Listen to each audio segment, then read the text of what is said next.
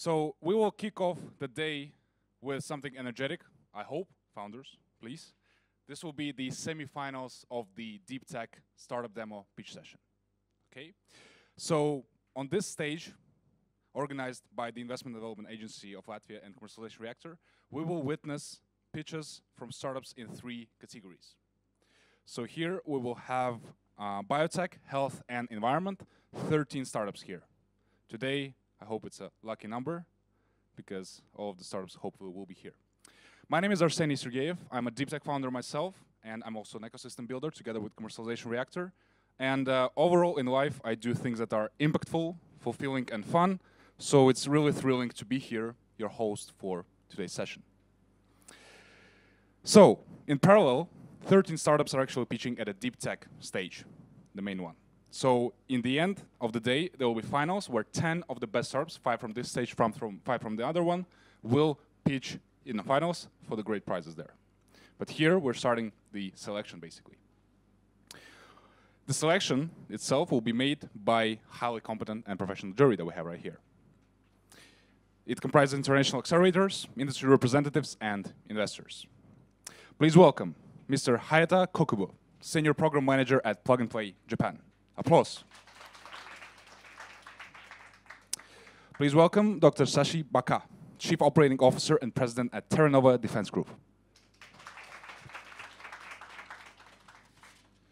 Please also welcome Dr. Serban Mogos, Investment Manager at Trump Ventures. And Mr. Nikolai Adamovich, Founder and CEO of Commercialization Reactor. Now, so that we are all clear with the rules, each pitch will be 3 minutes long. And dear founders, I'll be very strict. When it's 3 minutes, it's 3 minutes, I stop you. All right? But don't stress. It's all right. You've been preparing for this. And after each pitch, we'll have also 3 minutes for Q&A from the esteemed jury. And also feedback. And if we're elegant both with the questions and the answers, we'll have time for 3 or 4 questions for each team. So let's try. Now, let's wish good luck to the founders. And actually, more than luck, from me personally, be authentic and be powerful in your messages for your pitch to succeed. So, let's begin the Startup Demo semifinals. First up, let me welcome on the stage Acoustic Technologies. Applause. Yeah, please grab the mic there and the pointer as well. Hello everyone, my name is Anna, I am from Acoustic Technologies, and we produce advanced acoustic furniture manufacturing solutions for public spaces. Every day, 86 minutes we lose due to noise distractions. For a medium-sized office in Europe, those are losses of 250,000 a year. Several challenges there are in the furniture industry. Although the human speech is one of the biggest distractions, most of the manufacturers do not succeed to produce curved and layered material panels. It's very costly to make high-quality, convex and concave shaped acoustic panels, and that can be mostly afforded by large concert halls. Last but not least, there's a high rate of manufacturing waste. We provide technologically superior product at reduced manufacturing cost per unit. The technology is 3D layered material that is engineered to specifically absorb human sound frequencies. The sound optimized geometry is engineered to reach maximum sound dispersion and echo removal in the space. This technology is implemented in 3D printed acoustic furniture, as well as we make absorbent material and provide the acoustic expertise and visualizations for the client needs. The product is scalable and sustainable production, parametric in its design, with a non-screw assembly system and ecological materials. How we differ from others.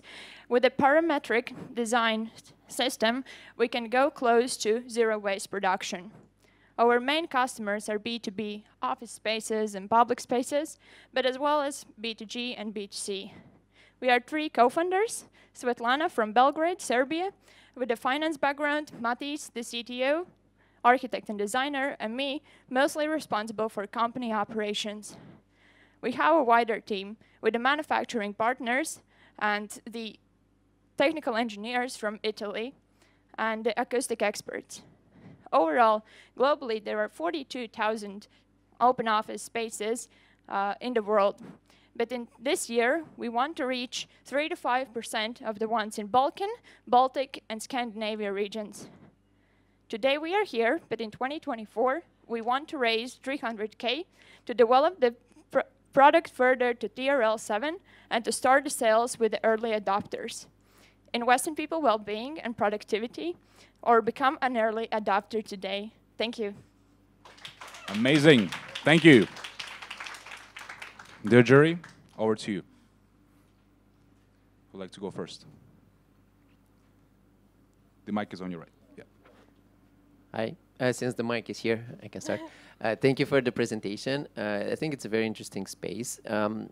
Maybe a few words for us, or for me to understand a bit better. Like, do you 3D print these like panels, the furniture that you make? Is it a certain material that you have to use? Maybe a little bit about the product itself. Like, how does it work, or like how do you build it? Thank you. The technology we have developed is this the layered material and the way to produce the curved shapes, because that's the challenge in the industry. And the product, what we sell, is the furniture, which is produced by using the technology. About the materials, we use standard biodegradable and recyclable plastic filament for 3D printing, combining with industry standard textiles and insulation materials. Yeah, that's about the materials we use. All right. So you have a technology to make the shapes, but Yeah. you actually build the furniture yourself. Currently, yes, but in case we get in a mess went, of course, we outsource the manufacturing. And at what level are you with that progress? Like, how much furniture have you built? Do you have customers? We have several letter of intent signed with the early adopters. One of them is our supplier of the insulation material, and we have showcased the first prototype, which was TRL 5 in the university, the Riga Technical University, and we have 5 more modules built, which we use in our office. Thank you. I'll let the other juries as well. Yeah, I also thank you so much for the presentation. I would also like to know more about what you're building up. So I saw some pictures of like a booth type of product and also like shelf type. So how does it actually like absorb the sound? Like I thought it's just a booth type of the product. So how does this shelf type of the product work to absorb the sound? Could you elaborate on that a little bit more? Okay. A quick Thank one. you for the question. One Quick more one, minute. a quick one. We make our products are for improving the acoustic comfort in the room. So we don't. Our competitors are not really the silent booths. So we work on the overall acoustics in the room. For human speech, it's important that we have the centimeter level perforations, not that it's smaller than centimeter because of the length of the sound waves. All right. Thank you. Thank you. Acoustic technologies, that sounded well. Next, please welcome Cube Plus. Applause. And DigiSplit, please get ready. For passing, yes? Okay. Ready as you are. Okay. Hello, everyone. I'm Mariam, co-founder and CEO of Cube Plus company. Cube Plus is a startup that develops clean and smart energy solution for urban furniture. Today, cities are major contributors to climate change. They consume about 80% of world's energy and also produce more than 60% of greenhouse gas emissions. They have major problem in the field of urban furniture. For instance, less than 1% of urban furniture in the Europe use smart and clean energy systems. And in the other hand, it has a high cost for urban management to create infrastructure of a smart urban hub station. By providing this system, we can improve our environment and moving toward become smarter. In addition, we can reduce the urban management cost. Our product can generate uninterrupted clean energy for urban furniture by combination of 3 methods, such as solar system, kinetic system, and microwave magnetic systems. And also our product is on the process of being patented. This page shows an example of implementing our smart systems for the urban furniture. Total available market for smart urban furniture for next 5 years in the world is 2.6 billion euros, and Cube Plus is supposed to reach to 10 million euros by next 5 years. Our target customers are urban furniture manufacturers, and our community users are municipalities. Our revenue streams will be made by smart system sales and licensed system technology. Q Plus is completely different from other competitors because we can generate clean energy by 3 methods, not only one method, without any dependence on sunlight, and therefore we can use it for indoor and outdoor. And this page shows our awards and traction. Fortunately, we can win some certificate and medals in the different competitions, such as exhibition in inventors in Switzerland. We won last month gold medals, and we have been supported by some organizations such as Commercialization Reactor in Business Finland and also Aalto University in Finland. And this page shows our letters of traction. And our team consists of 2 main members, such as Majid and I. Majid works as a CTO, I work as a CEO, and we have some advisor with a different expertise, such as Eric Pastor, Timo Rossi, and Mehdi Purekbari. We are looking to attract 150K euros. Our investment utilization is for product development, team development, and expand our pilot and market penetration. We are looking for some talent, such as marketing manager, product manager, and some potential partners. Thank you to listening to me, and if you have any question, I'm here. Thank you, Cube Plus. All right, jury. Let's have 1 question per person. Okay. Who wants to go first? Yes, Nikolai. Should be working. No. What's the number on the back?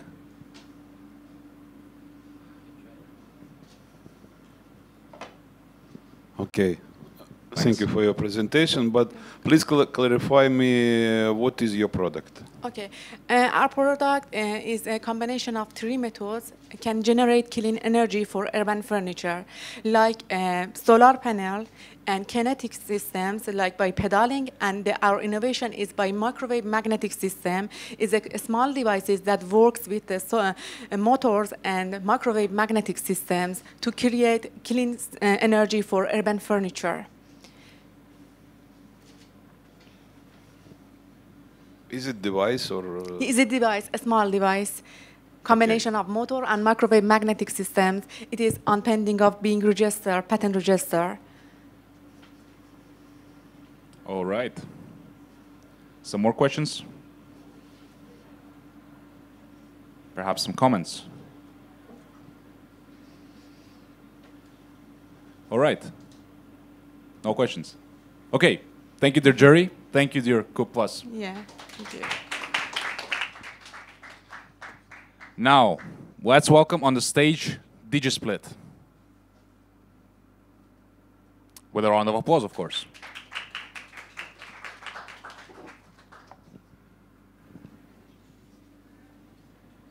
Ready as you are. Hello, my name is Svetlana, and I'm DigiSplit co-founder and CEO. This is a 3D concrete print optimizer web platform ensuring safe and reliable 3D concrete design printing. Did you know that not everything can be printed in 3D concrete due to its fragility. Design stability issue currently is not properly addressed. Therefore, it is causing quite a lot of waste and safety issues. Our solution is a 3D concrete print platform connecting construction companies, architects with 3D concrete print providers where they can upload their files. We do validation of these files for potential collapses. When, in case necessary, we split them and optimize for print. And then we deliver this to the nearest print provider and print that in a controlled environment. After that, the object can be deployed at location. Our technology is best for complicated designs like this, which can be split in the parts and then can be really easy transported and assembled. The benefits of our solution is 2 times less time and cost for 3D stable design preparation, 2 times less collapsed parts, and cost more than 30%, and of course production in a stable and controlled environment and easy to transport. Our trade secret is protected in a platform. It is software code for part splitting, part validation, and concrete slicer software. Our business model foresees usage fees and subscription fees. Our competitors who are currently in the market, none of them is covering all in one like we do, design, engineering, and slicing. And moreover, we are concrete specific. None of anyone is doing like this currently. We're targeting 250 million of US concrete market estimated from infrastructural and architectural 3D market plus precast concrete market by 2028. Currently we are at TRL 4 and we are able to deliver functional files, and we do have a prototype near RTU. Our team comprises of myself, Matis, our inventor, co-founder, and Nicholas Predella, 3D generalist and software engineer. And our best benefit is the access to field experts in the industry. We are searching for 400K investment for 18-month runway to add the new forms, new printers, make some automation, and of course, onboard the first pilot customers. Currently, we completed market. Thank you. The time is up. Almost. All right, dear jury, your questions. Let's try it. Yeah. Can you hear me? Yes. Yeah, thank you very much. It's very interesting for me. Now, right away, I thought, how do I apply this to my aerospace defense sector? For example, if I have to purchase a mold for a UAV aircraft. I little bit challenged to hear you. Okay, can you hear me now? Yeah, that's okay, perfect. Good. I'm talking about an aircraft, yes? So yep. I want to create a mold. So if you purchase a mold, it costs me like 3-4 million euros. One mold, a 2-seater or 3-seater aircraft. How do you think that you could deploy your technology to reduce that problem? So honestly, I don't really got your question. All right, let me rephrase that. How big, how small your technology can be applied? How big you can go with your 3D printing? And how there is small? no limit because Okay. we're splitting this into parts. And it is industry agnostic, so we can apply that technology to any industries? So basically, yes, but our current benefit is that we are concrete specific. So basically anything what is made out of concrete, because we know the material, we've been studying the material for many years, Okay. and that is why we are best there. Of course, we can apply that to different materials as well, and we are very open to that, especially sustainable materials, but the benefit currently is specifically concrete. I see, okay. Thank you very much. Thank you. Appreciate it. Good. Thank you so much for your presentation. So I have a few questions. So do you have any restrictions of the shape? And also how long does it take to kind of produce the design after you upload the CAD file? Yeah, basically, the shapes. Currently, as I mentioned, why we're searching the investment, this is for adding more shapes. We don't have the limitations of what kind of shapes we can add. But in order to train the system, we need to add more shapes to that. That's the idea. So the more clients we have, the more designs we upload to the system, the more advanced it becomes, and the more effective we're becoming. So let's say if we are taking a complicated design first time, specific like, okay, let's say arch type or something like this, first time it will take maybe 2 times more time than the next times, and next times it will be more and more quicker to produce that. Thank you. All right, last quick one, maybe. Do you just make the software, or do you print yourself? We are providing a platform, really, and the idea is to connect the construction companies with print providers, because no one currently is doing that, and there is a challenge to find the print providers in the area. Okay, thanks. All right. Thank you very much for concrete delivery. Thank you. So it seems there could be applications in other industries potentially as well. No worries. That happens. Hopefully it works afterwards. Otherwise we'll need to take one from the jury. All right. The next team on the stage will be Refactor Energy. Are we ready with the Refactor Energy? Here we are. Great to see you. Please welcome on the stage. And ready as you are. Hello, everyone. Yeah, not sure. Yeah, I think it's a little bit not aligned really well. We'll have a bit of yes. Okay, here now we it's go. good. Okay, thanks everyone. Hold the mic a bit. My name is Mikola Vysotsky. I'm Chief Operating Officer of Latvian-Ukrainian startup called Refactor Energy. We are on a mission to help the client to make their journey to energy efficiency smoother, more accessible, and more straightforward. And here are some facts about the basically our clients who are small, medium businesses. So basically 13% of the total energy demand globally is from this type of business, which makes it around 4% of the CO2 emissions footprint that we are helping to address. Sorry. Okay, so the next slide, please. The main problem, despite of the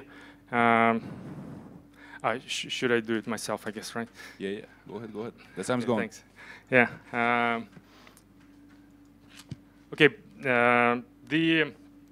Despite that there are a lot of technology on the market, great technology, and the clients basically still struggling with the high energy costs and the inefficient system, I would say, just because the lack of the resources and the expertise to research and implement them. And at the same time, on the other hand, we have like deep tech innovators like you all guys here, who would rather focus on the research and development of the new innovations rather than business development and sales. We at Refactor connecting those two pieces, adding the finance on top, and make the technology more accessible and available to the small and medium businesses, applying all our expertise in there. So, some fun fact, right? The speed of technology penetration is really low, and we are trying to accelerate it. The LED lighting, a simple technology, took around 20 years to take over the majority of the market. And still we could see on our clients that it's a lot of them are missing that. So what is our product about? It's basically continuous efficiency improvement. We start with analyzing by applying benchmark in the industry standard, then we install the asset level monitoring, and prove the results and propose the tailored solution to the specific needs of the client by utilizing our partners in technology, and then doing continuous energy management by proving the results and improving those. What we have now is deal signed for 350 euros with the clients like Iberostar, Vitaca, Factory Cell. We mainly work in Spanish market. We have a proven market interest and the validated technology. Market size in Spain, you could see, is 19 million if we talk about 10 years that we try to gain, right? And the team is here, right? So Andrea Naruto, founder, Mikola Vysotsky, co-founder and CEO, Francisco. All right. Yeah. Thank you. Thank you. Let's have a round of applause. Give you some 10 more seconds because of technical issues. Jury, please. Yeah, go ahead. I have to be really honest, I did not understand what you do.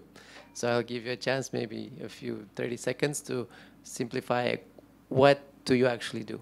So there are a lot of small and medium businesses that don't have the energy efficient technology. So we're trying to help them to understand what they need, if they need it, right? And figure what technology would suit the best for them to address the energy waste that they have. So is it consulting?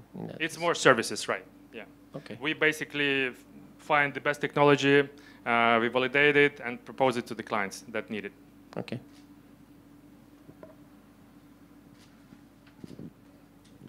How do you plan to scale up your business? It's a good question. It's basically our business model is really simple. We outsource majority of the things. We document it. So basically, we have installation partners on the ground that can deliver the solutions. We have everything like pretty well documented, and onboarding of the installation partners takes really little time. And that's pretty much how we're going to scale. So it's the same with technology partners, right? The technological partners are really like market agnostics, right? So we can go to any market with any technology that we have on board. Thank you for your presentation. What is your region focus? I know you are operating in Spain. Yeah. But if I have to ask you, where is the next region that you really want to focus with your value proposition? Yeah, so we have in plan the European Union mostly, Poland, UK, Italy, France, mostly Ukraine as well. We actually started that and found the interest and proved that the interest in that market, and then moved to Spain. And now we want to take over some other countries in the European Union. I just mentioned. But you must seriously consider Sweden, because they buy literally trash to produce energy. Okay, good, thank you. Thank you. Okay, Any last other quick questions? one? Okay, seems like not. Thank you very much. Thank you, guys.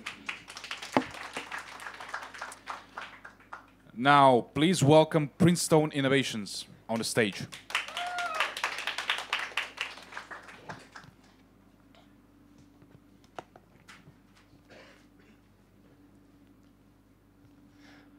Hello, my name is Vance, and I would love to introduce you to the Princeton, to revolutionizing construction 3D concrete print farms.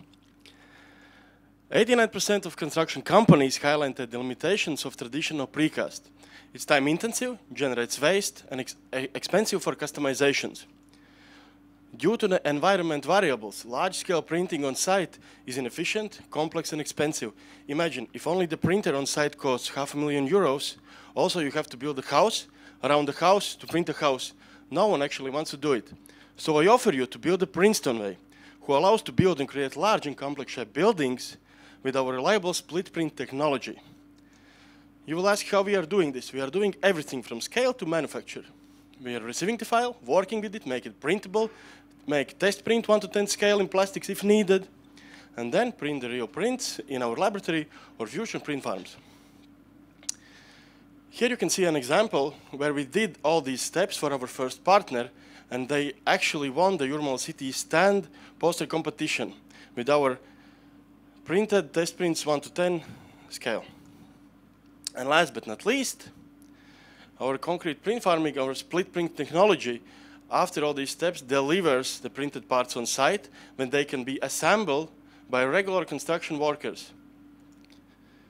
Our main revenue sources is per object for urban planners, per hour for construction companies, and per project for defense and industrial sector. As you can see here, in 2026 we are aiming for our first big target, to open our first print farms, which will be removable and transportable for the defense sector with 10 own printers. And in this case, we are raising 2 million euros to open these print farms. Our competitive advantages are exclusive split print technology, license for hardware applications, and single component material printing to reduce the price. Here are our first LOIs signed from our partners and our future partners. And now let's meet our great team. Vance Strautman, CEO of the company, Lilia Cepelieva, Technology Evangelist, Matis Babers, Technical Officer, and Einars Rogos, Head of Marketing. Start your sustainable concrete future today. Thank you. Superb. 30 more seconds left. Good. Another concrete delivery. Any questions, jury? Dr. Baca, I'm feeling you might have some questions regarding the applications, right? How do you build a bunker if I ask you to build one? The bunker. Yeah. Thank you for the question. The bunker will be printed in the shape of the... No, I'm talking about C-41 aircrafts. You know, it is very huge. Okay, but we will print in a split print technology from parts, assemble them on a site, and then put it into the ground and bury it. And one more question about your printer itself. So it is your own proprietary technology, or the printer is supplied by somebody and you At the integrate moment, that? thank you for the question. At the moment, we are renting the printers. Okay. But technology, split print technology, is our trademark. Yeah. And we will make a patent for it. So that means your dependency on the printer supplier is like 90% or maybe 80%, if I have to say, correct? At the moment, yes, we are depending on the printer suppliers. Okay. But after we will open our first print farm, then the next step, our next target we're aiming for is to build our own printers. Okay, I understand. Thank you. Thank you. Thank you. Great. Yeah, grab the working one. Thanks for your great pitch. So, where does the technology come from? Like, is it from research institute or university? Who owns the IP of your technology? Actually, we own the IP. It is made together with the university, but the owners of the IP are our company. Okay. And one more question. And how can you make a composite? Like, you can use only single material, or you can kind of combine two different or multiple different materials? Thank you for the question. We can combine. We are doing it at the moment. But what we want to do, not for the defense sector, but for the regular people, print single component materials to reduce the price. Okay. Thank you. Round of applause. Thank you. All right. May your success be printed with stone. Right. Next up is Factory Mind. Welcome on the stage.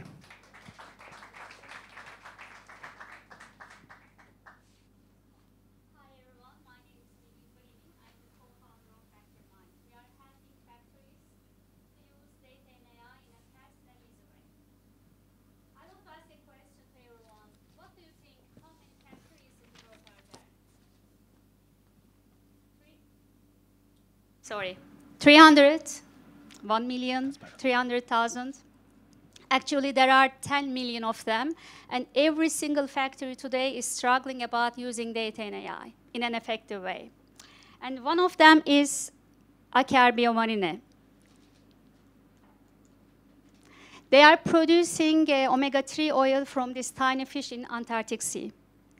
And when they started to use data and AI, their production capacity was around 60%. And factory engineers, they knew that there was a problem in the factory, but they didn't figure out. An idea came up from someone in the team. And he said that why we are not monitoring every aspect in the factory, every minute and every time. So we built a platform in the factory, and after 18 months, they tripled their production capacity. I will tell how we did this. This idea inspired us why we are not doing this, the same thing, repeat in these other factories in the world. How FactoryMind was born. The problem in the market, actually, 80% of the industry leaders, they realize the benefit of using AI.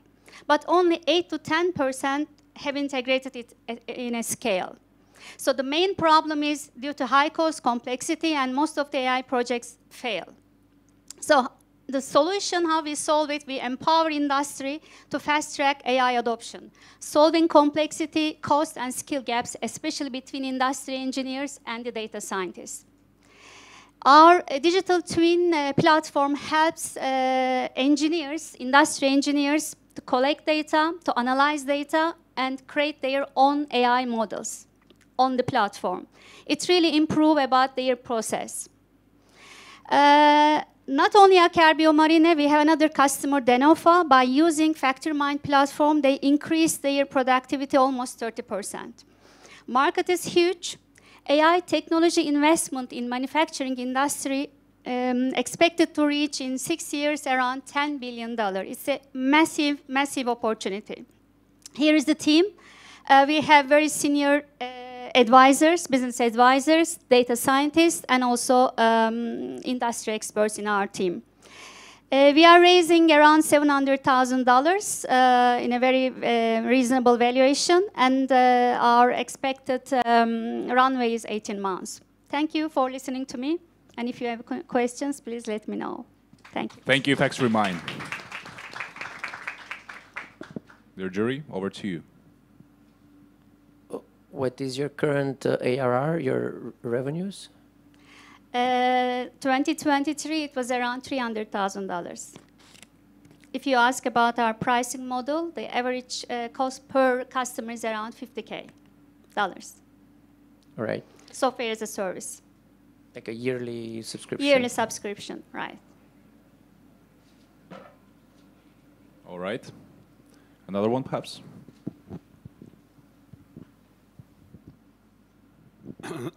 Thank you for presentation.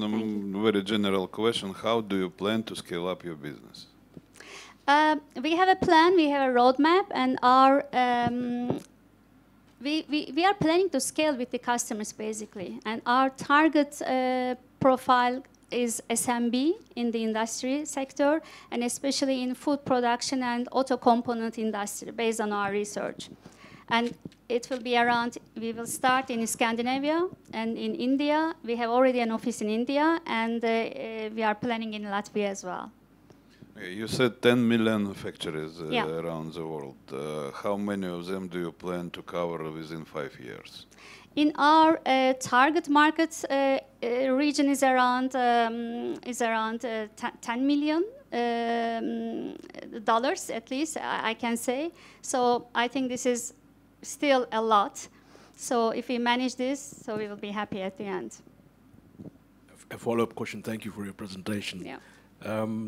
What are your target regions and why you want to expand in those regions? Because, you know, in the world we have... Our headquarters is in Norway, Okay. in Oslo base, and therefore, you know, we know the customers, we know the ecosystem. We have already some partners. They are just working with the manufacturing industry. We collaborate. So our first target region, of course, is Scandinavia and Nordics, I can say.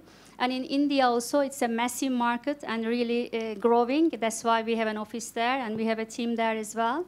And then the follow-up, just the US and maybe the other countries as well. And your vertical focus, because everybody needs a factory, every industry vertical. So what is your vertical focus on your factory solutions? Do you mean the subsector? For example, I'm talking about smart factories. So my company builds smart factories, for example. Absolutely. So everybody is talking about smart factories, but the small ones, the big ones, they are just doing this. And when we talk with the factories, they need to automate their processes, and they need some smart solutions, but they don't have enough budget to do that with the big vendors, actually. So they need something simple, easy to implement, not costly, and start immediately. Thank you. Okay, thank you very much. Thank you very much. The next up is Watch Build. Welcome on the stage. A round of applause, of course. And the clicker as well. Yeah, for Don't forget sure. about it. Hi, my name is Aya, and I'm delighted to present you Watch Build. I bet you all have experienced some delays in construction. Most probably, you also paid some additional money to actually make the project happen.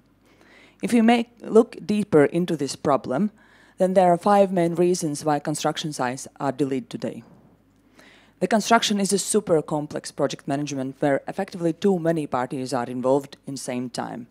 Unfortunately, the construction is managed with the same methods that were present 20 years ago. In the same time, we all have tried ChatGPT.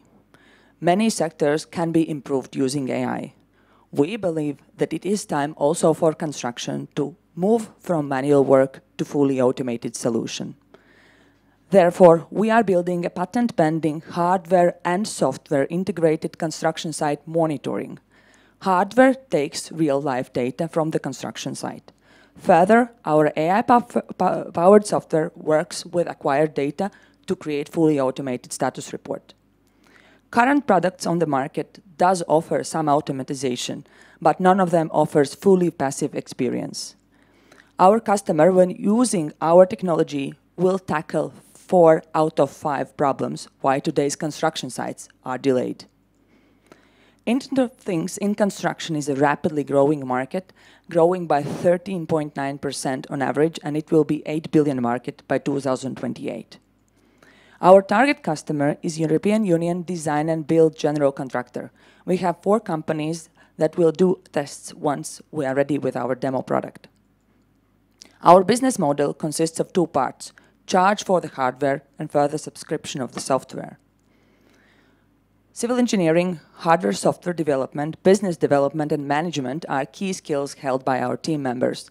I'm confident that this team will bring WatchBuild to overall success. We are currently finishing our demo products and as we go, agreeing with our agreed customers to make a demo tests on their sites. We'll launch our MVP by end of this year. We are currently searching for 400,000 euros to actually finish the MVP and get first paying customers. Let's be green, be digital, and be on time. Thank you. We are on time. Thank you. As always. Right, dear jury, your questions, please. Sure, let's pass the mic over here. Thank you. Thank you for your presentation. So, if I understood it, you put cameras on the helmets of workers and then you gather data and then you make a monitoring solution for that? Correct. Right. So, I mean, what was the feedback that you got?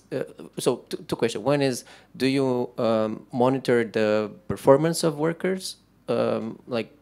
Just progress. Just to avoid GDPR problems. Right. That's, I mean, the second was like, what was the feedback that you got from workers? Like, do they feel like they're being monitored? For sure, this will be an implementation issue, and depending, like since the customer of ours is a general contractor, they usually don't employ those people, so it would be just a rule. If you want to work in this site, you just have to follow the rules. But the camera itself, like the device itself, it can be put on drones as well. So even if we face some challenges in certain construction fields where it is not really possible to put it on a helmet, we can slightly change the application but effectively reach the same result. All right, thanks. So the core technology is the camera itself, or like, I don't know. It is effectively a process, how we acquire data, how we process the data, and how we do the report. The hardware itself, it's not built effectively by us. Oh. We put off-shelf products together to make the beauty happen. So there are no final products yet on the market, but we don't invent something extremely new here. Do you also plan to detect any other like things, like maybe health monitoring, or only just the progress of the well, for sure, we have to start with something. So first is just progress in time. Then we would add up, follow up by costs. And then since the basic of the application is a BIM model, then we could follow up the danger zones in construction site. Just the person would not enter some kind of place where the crane is operating, for example. So we build it as it goes. Okay, thank you. Superb. Last quick one. Yeah, is it something related to cloud video surveillance? Cloud video surveillance. Yeah. It's a physical security. I think I'm not very fully aware of the solution that you mentioned, so it's very hard immediately to comment on that, but I can come back to you. All right, thank you. Thank you. Right, thank you, WatchBuild. Thank you. Next, we have Astron Systems. Let's welcome them on the stage.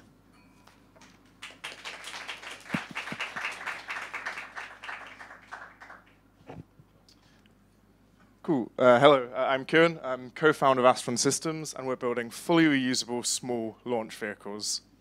So what's the problem we're trying to solve? Fundamentally, space access for small satellites is not good enough. Small satellites pay a significant price premium to get to space, and have to do with long lead times, the industry standard norm being 18 months. This is a problem that impacts a massive market. We're all familiar with Moore's law, and how computers have gone from the size of a room like this to your back pocket in the last 40 years, and satellite components and the hardware have undergone a similar transformation, decreasing in size whilst gaining in complexity. In fact, over 2,300 small satellites were launched into space in 2022 alone. In dollar terms, the global small satellite launch market is forecast to be worth more than $62 billion between 2018 and 2030. So what's our solution? We're working on the two-stage, fully reusable small launch vehicle Aurora. Full use of both the booster and upper stage will allow us to amortize our manufacturing costs, which to date make over 90% of launch vehicle costs. Use of aerial recovery and our long lifetime small rocket engine will drive down our operating costs and lead to the most sustainable, responsive, and affordable way to get to space for all small satellites. To compare prices, we're more than 20 times cheaper than what you can launch on something today, such as the Rocket Lab Electron, and more than 10 times cheaper than launching a small satellite on a SpaceX vehicle. So what does the market think? Well, to be honest, it's an easy sell if you can get their satellites to space both cheaper and more quickly, and so far every relevant customer that we've spoken to has expressed interest in our launch service existing today, including a range of European and North American primes. So who's the team to make this happen? It's myself, Eddie, and Rafał. We're aerospace engineers by trade. We've built rocket engines, Hall effect thrusters, worked on spacecraft structures, and built leading simulations for analysis of re-entry vehicles. We're lucky to be supported by the best, including the European Space Agency, and have a world-class advisory board, including Benjamin, Gautier, and the global leading commercial expert in commercial spaceflight, Greg Autry. So, since founding in 2021, we've raised over £315,000 of capital, and we've just very recently finished building our MVP, which is an ultra-long lifetime turbopump, part of a patent-pending, fully reusable small rocket engine architecture. We're currently seeking further capital in the form of a £2 million seed round, looking to build a breadboard and work towards an engineering model of a full propulsion system. For seed stage investors, we're anticipating more than 200x ROI based on total development costs, expected future dilution, and a comparison to what Rocket Lab, a competitor, SPAC'd for in 2018. Thank you. Marvelous. Thank you.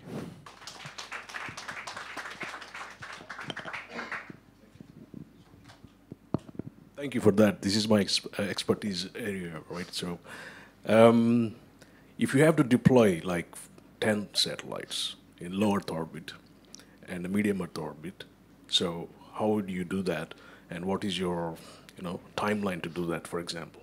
As in when we expect to be launching, or as in the actual operations process? In operation, yeah. Yeah, sure.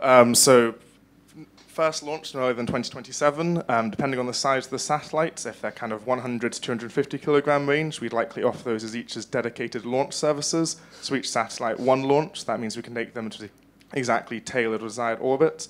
If the satellites are smaller, we do plan for rideshare missions, but the margins for those tend to be lower. You're into more kind of issues in terms of things like scheduling delays and other constraints. So it's still in a testing phase? Yeah. Still in the testing phase, yes. We're just about to now test our first demonstration system, and then we can use further capital to then build the rest of the vehicle. All right. Thank you. Thank you.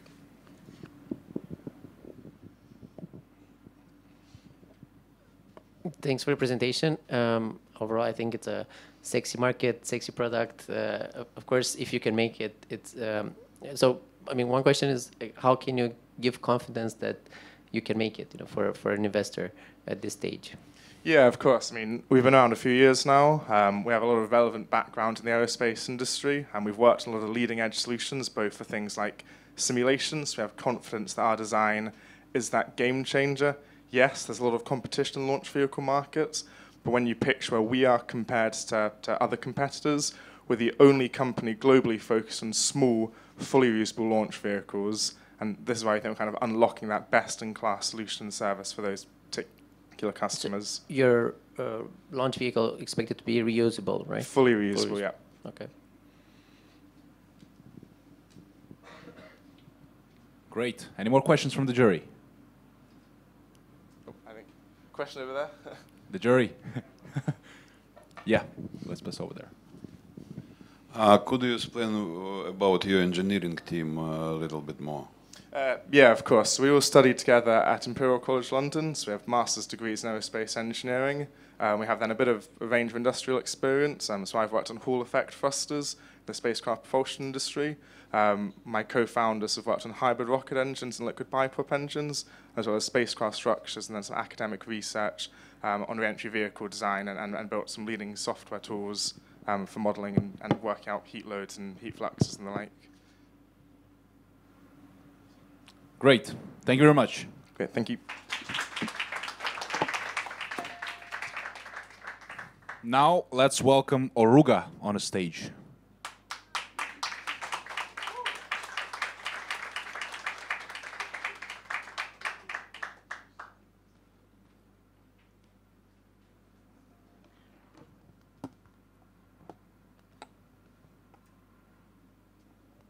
Is this on? Is this on? Yes, it is.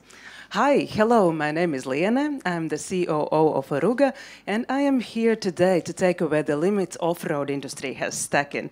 May I challenge you with a question? Is an all-terrain motorcycle really an all-terrain motorcycle, or is it just pretending to be one? Imagine you have your quadricycle, then it's winter, and all of a sudden it's useless. Then you buy a snowmobile, right? Apparently, there can be too much of a snow, too little of a snow, too much of a mud, sand, rock, too much of limits. You might say it's part of an adventure, and I agree with you, but imagine if you are on a mission, you are lost, you are cold, you are maybe trying to escape the danger, maybe even in a war. It's not fun, you can die. Industry needs one universal off-roader it can rely on, and we have it. Here it is, Oruga Unitrack. It's designed for maximum traction, with the tilting and steering mechanisms as a motorcycle, and unbeatable ground contact area. It's good to go anywhere, you name it. And the only path this is about to follow is zero-emission path, because of its electric powertrain. The all-terrain motorcycle market is around 20 billion, estimated to be in 2030. And we plan to obtain 75 million within a given period by selling 3,000 units of our product. A little bit shorter goal of ours is 100 pre-orders with the end of 2025. With B2B and B2C activities, we are going to target Europe, the outdoor professionals and enthusiasts. And later on, we will expand this area as well. Among our competitors, there are leading all-terrain motorcycle companies providing motorcycles, quad bikes, snowmobiles, although none of them actually have universal all-terrain vehicle in the product as ours. And this is our team, our Chief Technical Officer, Yuri Skljava, surrounded by entrepreneurial forces and advisory board in formation. It has been a month since we exited the stealth mode. We have already one pre-order, distribution and co-investment offers, awareness in numerous countries, and prototype the second in the production.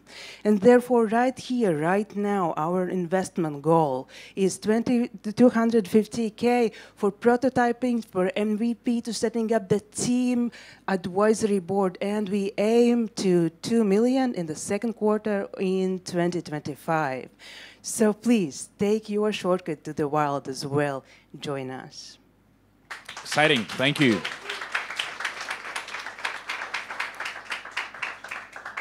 Jury. Yeah.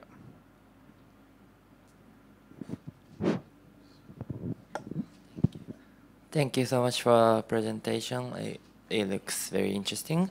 And I was wondering, like, I think this kind of product is very affected by the environmental condition of the market you're targeting at. So which market do you plan to target at as a kind of early adopter? We are targeting both outdoor professionals and enthusiasts, as in companies and also individuals. I mean, like a region. Which region? The region we will enter within Europe, and then we plan to expand our markets to the North America, Brazil, and so on.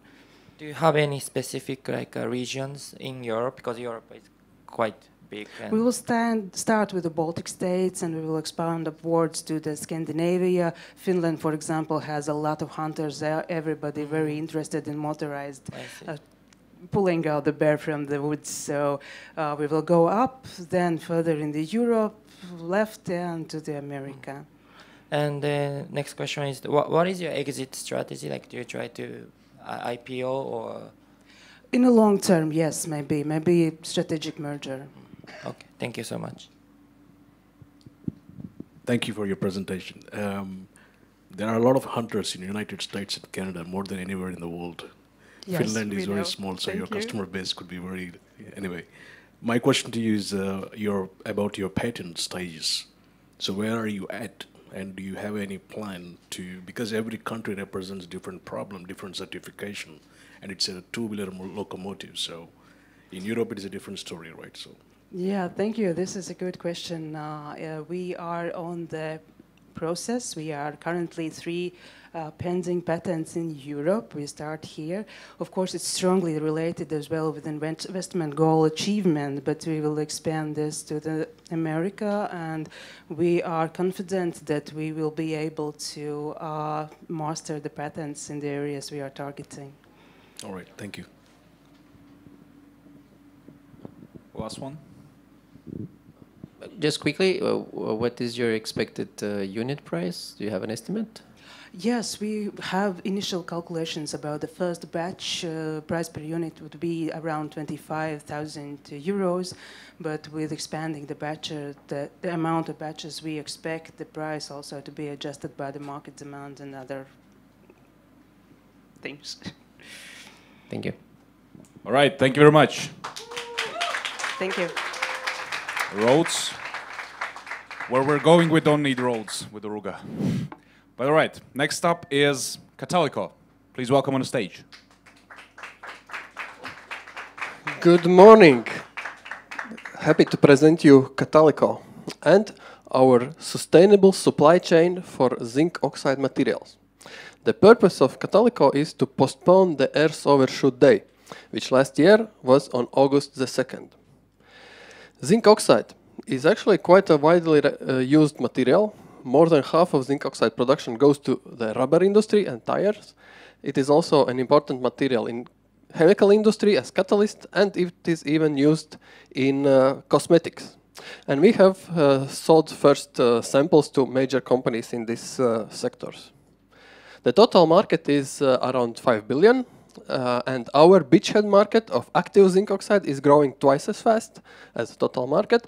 And by creating this alternative and local supply chain of zinc oxide, we aim to acquire a 550 million euro market share. Currently, Europe relies on zinc oxide imports.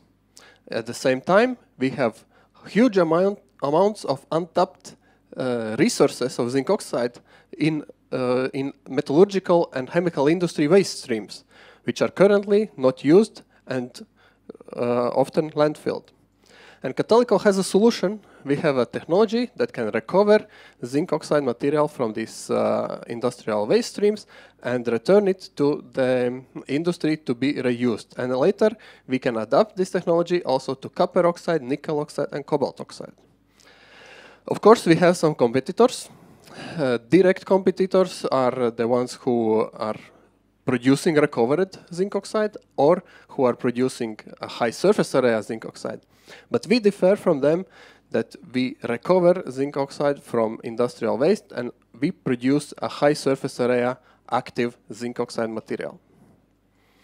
Our business model is a combination of recovery as a service and licensing. And we will implement this by in cooperation with the contract manufacturers so that we can scale our production and customer base without huge investments in our own manufacturing units. And we have a great team to make it happen, a team of great entrepreneurs and experienced scientists, and also backed up by a great advisory team. And today we are facing new supply chain challenges we aim to cut dependency on imported materials and reduce CO2 footprint. That is why today using recovered materials is critical. And we are looking for industrial partners to explore new sources for the zinc oxide recovery, and also to test the applications for this material. And also we are connecting with investors for our next funding round. Great. So, thank you. Thank you. Just on time. Over to you, dear jury.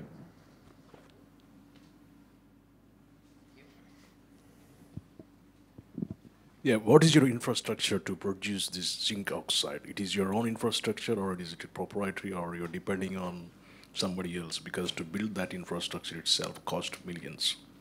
Yes, so currently we have our own lab where we are producing in lab scale, and we have kind of a little bit bigger lab reactor where we can produce tens of kilograms. But as I mentioned, our business model is that we are scaling up production volumes in cooperation with the contract manufacturers. And the good thing is that we don't use any kind of specific equipment. We use standard chemical industry equipment, which is available at contract manufacturers. And contract manufacturing in chemical industry is a very common thing. Yeah, this can be also applied for deploying nanofiber cellulose. I'm talking about the fibers. In our case, it's not about the fibers, I guess. We are not creating like fibers of some products. We are more focusing on these metal oxides. But why only zinc oxide? It's not only zinc oxide, is that what we start with, because we have more the most background with zinc oxide in its applications in catalysts, but we also work with copper oxide, and we know that later we will develop also apply it to nickel oxide and cobalt oxides. Yeah, thank you very much. Appreciate it. Fantastic. Okay, what are your plans for next round investment? So next round investment, we are looking for grants and some co-funding in the amount of let's say $500,000 as a co-funding to the grant program to build a pilot plant, our own pilot plant.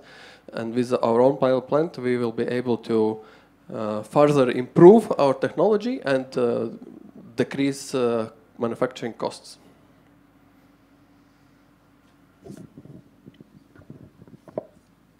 So I feel like I'm wondering how much profit margin are you trying to obtain from your one cell, like from your cells? So our estimates are around 50%. 50%, wow. Why can you achieve that high profit margin?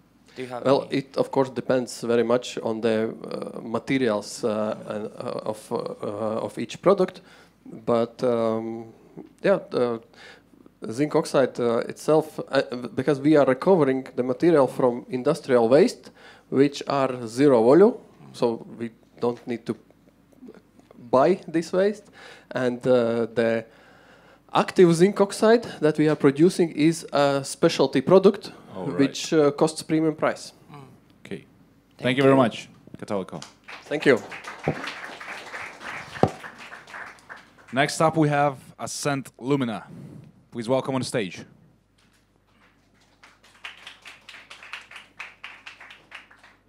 Good morning, everybody. My name is Chris Osmanis, and I'm a CEO of a company, Ascent Lumina.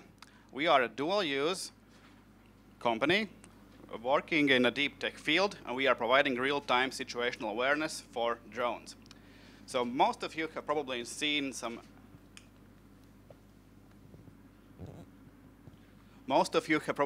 exciting videos from Ukraine where a first-person view piloted drone strikes a tank. And it looks very nice on TV, very hyped, etc. But apparently, piloting such drones is not a simple task. And actually, the mission success rate is quite low. So there are multiple reasons for that, like it's hard for the pilot to see the target, it's hard for the pilot to navigate to the target area because there's no GPS on the front lines, also jamming of the radio communication signals. We are about to make these drones more effective. So for our customers, drone manufacturers will provide premium features for the affordable small systems. And also, as a dual-use company, we plan to provide situational awareness solution for the search and rescue pilots, drone pilots. So the solution is computer vision powered software in edge computing device on the drone itself. So it means that we provide features in the drone. So the target detection and the navigation to the target, like terminal, phase, visual guidance. And we are using it with our secret sauce. Oh, it's small, hard to see. Let's see if I can help. Right, now it's better. So our secret sauce allows us to make the AI object detector specifically tailored for this specific use case, very optimized, so we can keep the edge device price low. And we can do it quite fast using our synthetic training data pipeline. So the business model for the defense tech would be integration projects with the drone manufacturer companies, followed by licensing per device. For the dual use cases, we will explore like subscription or perpetual licensing. We strongly believe we will be able to sell up to 200,000 licenses for drone manufacturers in defense sector by 2030, assuming that the NATO countries will invest in such a FPV drone system in millions. And apparently the track is to continue. The competition is there, of course. Competition was there yesterday, will be there tomorrow, always is. We have a strong advantage using our synthetic training data pipeline, meaning that we can really make this very specifically tailored object detectors for summer, for winter, for this tank, for that tank, everything. So traction from the industry so far has been great, given our starting point and time in market.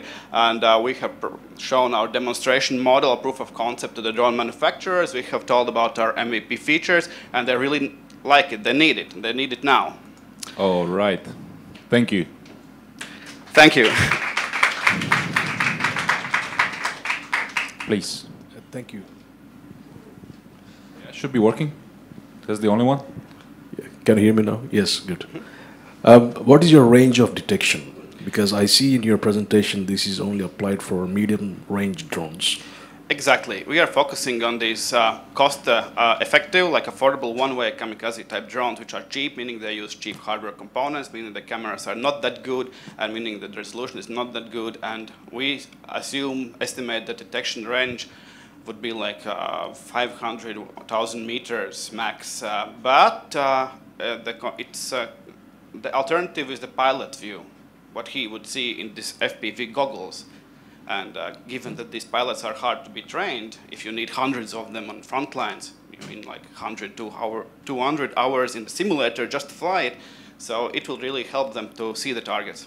So basically you're integrating your software patch into the drone system itself, their flight control systems. Yes. So did you do that effectively with any customers here in the region, or you're looking for? We are just starting, actually, today at 12 p.m. we will go and negotiate integration project in the next building with one of the drone manufacturers, so we are on track to do it, yes. All right, thank you. Am I right? You have only defense application, or right now we are focusing on defense, yes. Have you some civil application in your mind? Yes, we have this search and rescue drone pilots are doing long missions looking in small thermal camera monitors to see signs of human bodies that are lost and missing somewhere, right? And the missions are quite slow. The drone are flying quite slow because it's small resolution cameras and it's small display, and the drone pilot gets tired with cognitive load after a certain time. Like imagine 1 hour looking at smartphone size display looking for thermal signs. If you miss, then good luck. So in this sector, we think that this situational awareness by computer vision would really help.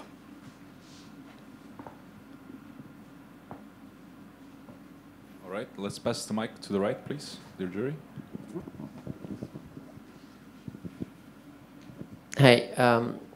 So just to make sure I understood, is there any hardware that you need for the edge computing, or the edge computer itself? So yes. That's something you provide yourself, or it's on the drone already? It depends on the drone manufacturer's component selection. We assume that there is none yet, because the very, very simple FPV drones have just the camera transmitter, and that's it. So you need to add the edge computer on top of the drone, but that's not something that you make. It's just we'll buy off the shelf. Off the shelf on the market. Yes.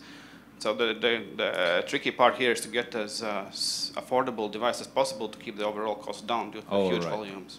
Great, thanks. Thank you. Next up is OLED Technology. Let's welcome them on the stage with a round of applause.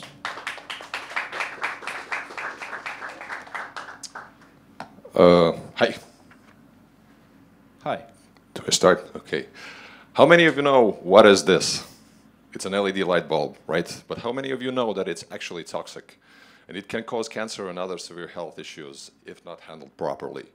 My name is Oskars. I'm the co-founder and CEO of OLED Technology, and we are developing a truly sustainable, non-toxic lighting technology that will soon be available to lighting manufacturers on a licensed basis. So LEDs are great to use, but they consist of toxic materials like lead and arsenic. And since they are nearly impossible to recycle, they end up in the landfills, and there, toxic materials enter groundwaters and harm the nature and human health. On top of that, LED lights use rare earth materials that are sourced from countries like China and Russia, making the global dependency on these countries very high. Now, we have a solution for this. Organic light-emitting electrochemical cell technology, or OLED technology. A fully organic, recyclable technology manufactured from widely accessible materials in a rather simple way. Well, in modern lights, light appears in the light chips. In these light chips, you have several material layers stacked one on top of each other, then you add electricity and they emit light. In our case, we replace all of these layers with a single organic one. This technology has proven itself and we have protected it. So our main target market, of course, is general lighting. We see that we could reach it within 3 years after finishing some R&D work. And then in 2 more years, we could reach around 8 million euros in revenue. But in the short term, we see that first use cases will be established in the smart packaging and printed electronic fields. We actually do not compete with other companies rather than with other technologies. While we know that there are a few universities working on similar technologies such as ours, we also know that they are quite far from commercialization. Here we can see a competitor from smart packaging field. A company developed this paper-thin OLED in 14 years using more than 10 million euros. We believe that we can create similar product in a much faster and cost-efficient manner. So our team consists of 2 co-founders at the moment and a circle of advisors. And while we met 6 months ago, we have established great things already together. Since incorporation, we have finished acceleration program, secured 50,000 euros of funding, created first prototypes, received market response, and now, based on the market response, we are already enhancing the product properties. Also, we're talking with many companies trying to sign letters of intent. In the second half of the year, 2 main goals will be finding really serious R&D partners and secure additional funding for the development of the technology. And at the moment, we're looking for these type of partnerships. If you're one of them, or if you know one, please reach out to us and let's make a future more sustainable together. Thank you. Thank you. Dear jury, over to you. Maybe 2 questions. So first one is there any performance difference compared to LED, like maybe advantage and disadvantage? Could you elaborate on that? Yeah, there are actually several differences when we compare LED and our technology. One of the things, of course, is the toxic materials that we replace. The second thing is the ease of manufacturing. At the moment, majority of LEDs are manufactured in Asia, just because it's much more cost efficient to do it there. With our technology, basically, we would be able to allow anybody to have a small inkjet printer and print it on different type of surfaces, not only on stable ones, but also maybe even on a fabric. So there are different, basically, bonuses compared to LEDs. We see that in a general lighting, main bonuses would be that we can actually print large areas compared to LEDs, and the cost would be much, much lower than in the case with LEDs. How about like a light performance? Like, does it last long? Or? Yeah, this is one of the things that, of course, we have still ahead of us. At the moment, the tests that we have made on the prototypes are very promising. LEC technology as a technology is not brand new, right? There are some other companies that are working on this, and the performance levels that they have achieved are really high. In our case, we still need to get there, but there are three main approaches with LECs. In this light emissive layer, basically they use metal consisting materials, organic materials, and then there are small, purely organic ionic molecules, which is the case of us. Yeah, in our case, the performance levels are still not high enough to the general market, but the main benefit that we have, our technology is much, much lower in terms of cost and much more easy, simple to manufacture, so we plan to get there. Thank you so much. Okay, last quick one. You showed a photo of a light bulb. Is your technology, I mean, I understood the printing part, but can it be applied to light bulbs as well?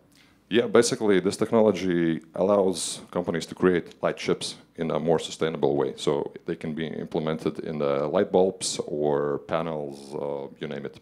All right, thanks. All right, thank you. Thank you. And the next and final pitch will be from Adia Nano. Please welcome them on stage with applause. Hello, everyone, and welcome to beautiful and sunny Riga, finally. My name is Tom Slapjums, and I'm the CEO and co-founder of Adianana, and our company is developing nanomaterials to improve battery capacity. So everybody understands that the climate change is here, and it's mainly caused by CO2 emissions, where the transport sector is responsible for 26% out of all greenhouse gas emissions, and inside it, 77% are responsible as road transport. So EU is strongly pushing the industries to go green, and with its decarbonization plan 2050, it's starting to heavily invest into lithium-ion battery supply chain, which resulted already in 2.6 million electronic vehicles sold in 2022, which is 22% out of all vehicles sold during that year. So the automotive industry is focused on electronic vehicles more than ever, but still there is a lack of number of sales due to the perspective of the customers that the current range won't satisfy their needs. And unfortunately, current battery materials are used already on their maximum capacity, and the only way how to increase it is to make the batteries bigger.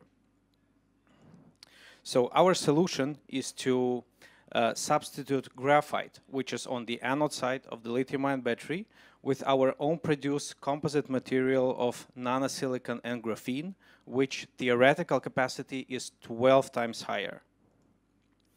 In simple words, what we can do is that we can either reduce the weight of the battery by 35%, maintaining the initial battery capacity, or go into powerful mode and without increasing battery weight, add additional 200 kilometers, with still an enormous room for improvement for our technology. And in addition to the aforementioned information, there are no significant changes required on the cell manufacturer side to implement our technology, which was already confirmed by our clients. Speaking of them, currently we are in our first pilot project with the German cell manufacturer, which we expect to end in this year and will result in our first sale. And to maximize our efficiency and chances of success, we are intending to deploy 3 more pilot projects during this year. So we have a lot of plans for this year, but our main focus is on pilot projects, scaling up the production, extending the team, and improving the IP protection. So with our previous successful round of 700,000, we have a state-of-the-art laboratory and focusing on pilot projects. And now, time is running up, we are intending to raise 1 million for further production. Yes, it is. Yeah. Thank you very much. All right, dear jury, questions for Adia Nano?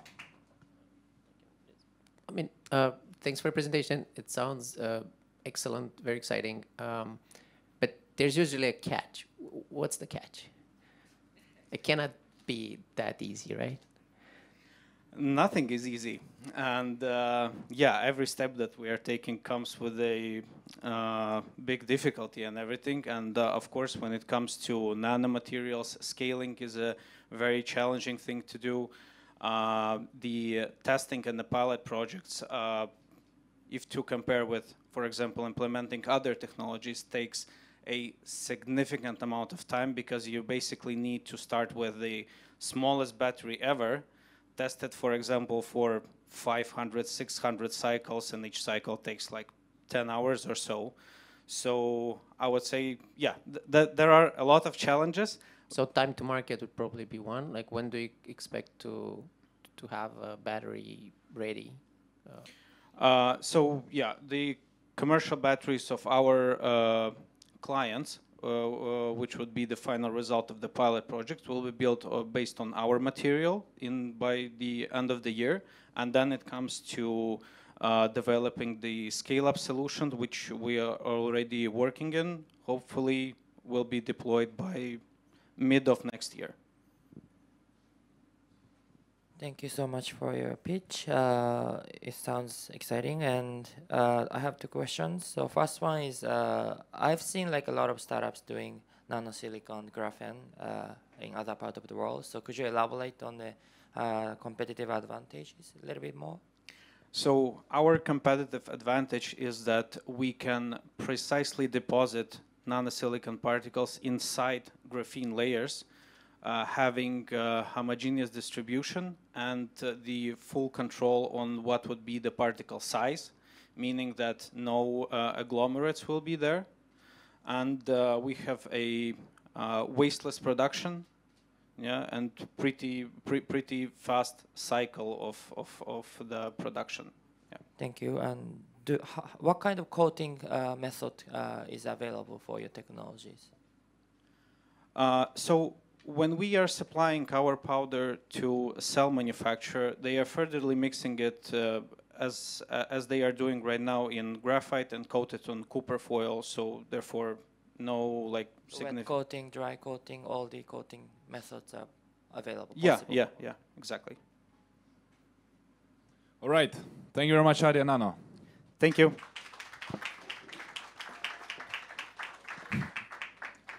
And this is actually it for the Deep Tech Startup Demo semifinals, at least in the 3 current categories that we have here: industrial, materials, and digital. Dear jury, let me ask you for some final remarks. How was it overall? Maybe some final comments, some feelings about the pitches that you heard. Where's the mic, though? Here we go. Great. I think it's always a challenge to put everything in 3 minutes. But I think that everybody did a great job, and we've seen projects ranging from construction to space to materials, and overall great distribution and great potential from the teams. So congratulations to all of you. Absolutely. Thank you. Hayato-san. Yeah, it was very like wide range of technologies. So some parts are not my expertise, so I would like to learn from you guys maybe later.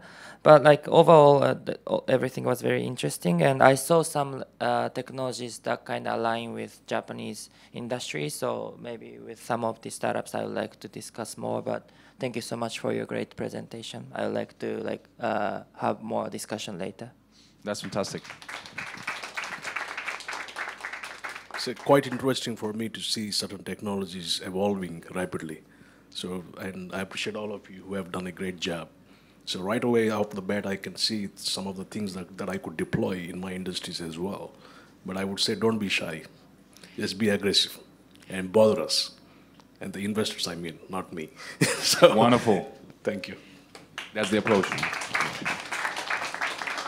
Okay, many thanks. I know many of this project, of course, and what can I say? I see progress, huge progress from time to time, and I believe everything possible. Good luck.